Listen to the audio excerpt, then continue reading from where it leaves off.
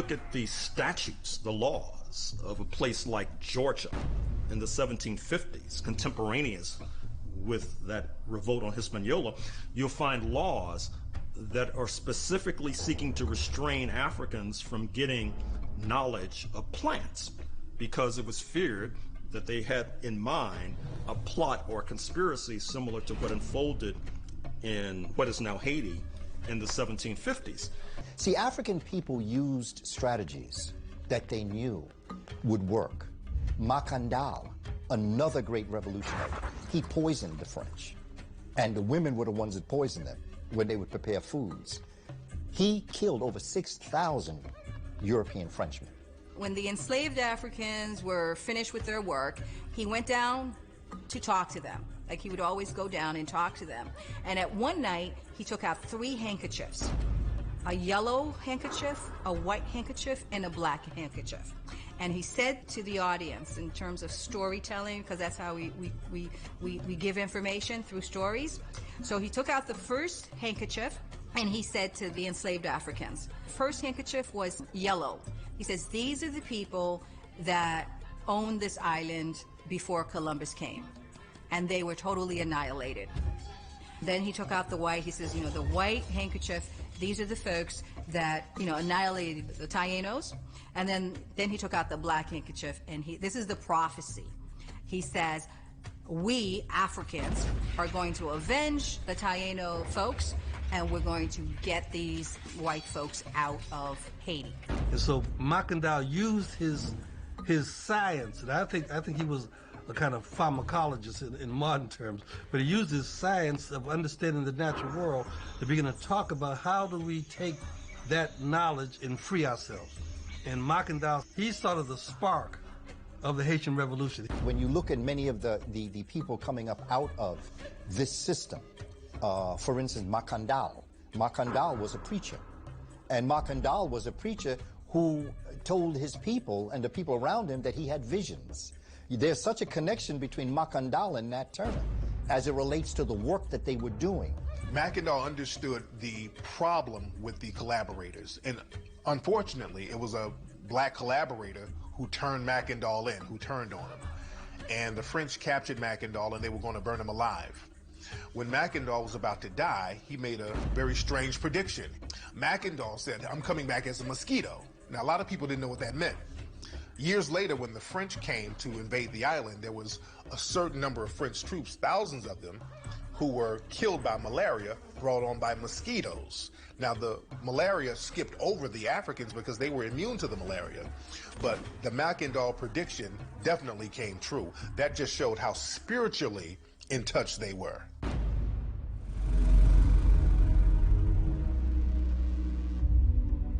The next Haitian leader who was instrumental in the Haitian Revolution was a Vodou priest from Jamaica named Boukman.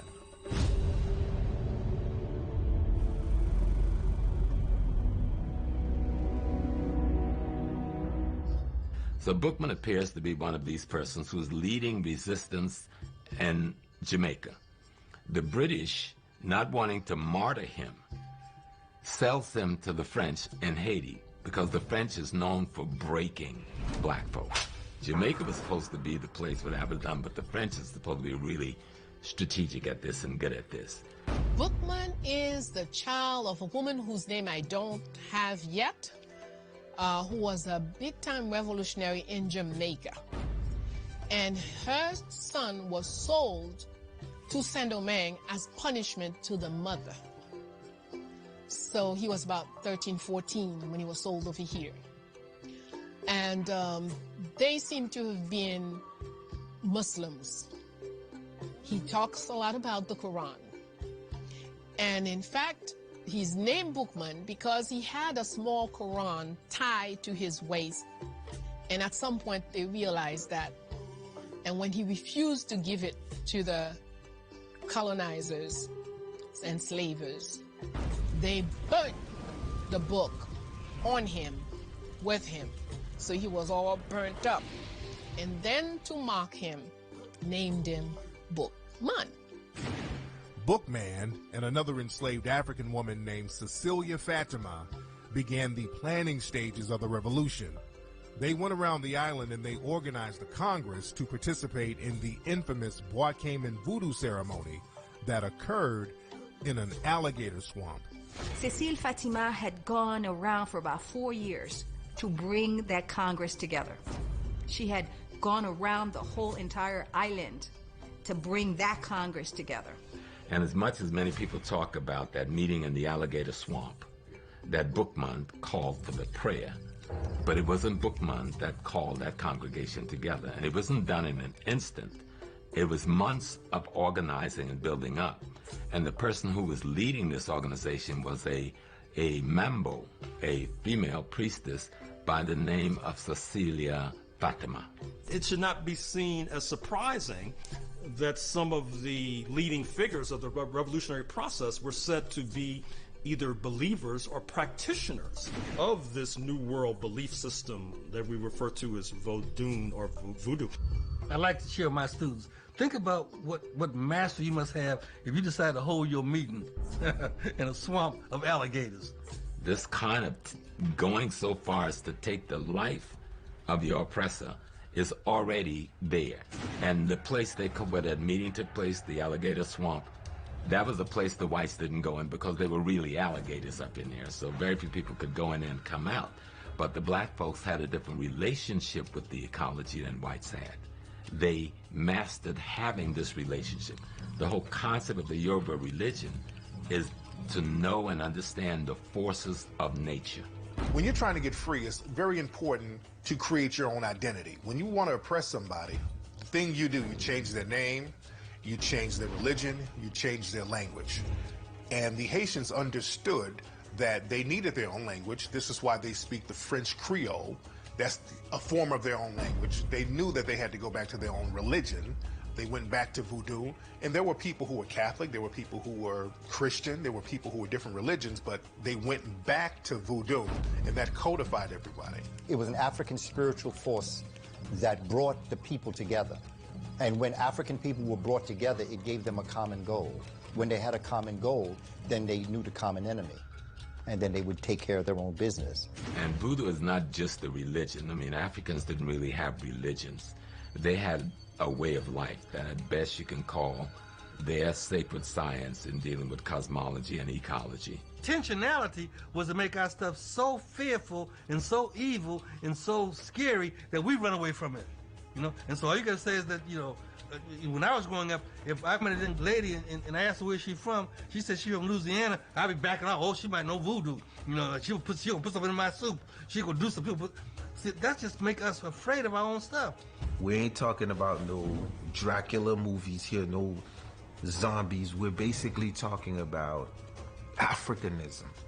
We're talking about people that understand the strengths of plants and of nature and how to, you know, outwit a militia by using what the gods have provided you on this earth. So you call upon lowers to meet the task that you're confronted with. If you're engaging in war, you would call upon a lower that has the characters and qualities and dispositions of being warlike or strong and strength and fearless. Dying was an opportunity to go back to the ancestors, to Guinea, right? So there was no fear. Through science and through faith and through the will of not fearing death. Most Haitians don't fear death. They don't. A lot of Haitians, they say, don't fear death. So when you look at a lot of rappers now, a lot of rappers here in America, they will have Haitian gangsters in their entourages. And a lot of these dudes will have that Haitian muscle behind them. So this just shows the kind of respect and even fear that a lot of people still have for that Haitian rebel. I mean, imagine if you're not scared of death, you're not going to be a good slave. And this is one of the reasons Christianity preached suicide is a sin. Yeah? One of the reasons that you get your reward. You get your reward in the afterlife, but only if you're a good slave. It really is a science of the spirit. And that this voodoo that they demonized, the demonization of it was intentional because they wanted to separate us from the very thing that gave us power. Let's be clear, a lot of African spiritual systems believed in what we call the transmigration of the soul. So they believe that the soul is eternal. this was very problematic for people you want to enslave. Again, coming back to before we even get to Haiti, in Africa itself, there are copious records among Europeans writing about slavery of Africans just jumping in the sea. I'd rather dead than be a slave. Consistent. And particular groups, so the Igbo of Nigeria, who are a group that very much believed in the transmigration of the soul, they were one of the groups that it's recorded by Europeans were most likely to commit suicide because they believed they'd be reborn in Africa. They believed that their soul lived forever, so I'd rather die than this stuff. There is a cultural, spiritual unity that unites Africans, and it gives them power. Even today, in the African-American community, it is the church that is the most powerful. And when anybody wants to sway the people, they always bring pastors in, because they understand the pastors have the ear of the congregation and the people in the community. We don't know shocking when you said rise of the dead when we talk about Jesus Christ. You know, if they say they can have Jesus rising, we can have my mama rising. I had a heart attack some years ago, about 7 years ago, something called ventricular tachycardia. Heart beating too fast, it won't stop because I'm always doing stuff, you know. And they couldn't figure out what was wrong with me. So finally they came one morning and said, Mr. Small, we're going to bring in the electricians. So I said, you know, y'all full of joke. He said, oh no, we're going to bring in the electricians. Because they have doctors who are human electricians. And their job is to measure the electrical current that goes from your brain to your heart and to your other organs, and to look at the relationship to the electrical current in your body and how much is it being interfered with from things outside of your body. Does that sound like voodoo to you? So that's what voodoo is talking about. And while on one hand we deny it when we talk about voodoo, but here in our highest science, it is proven to be reality.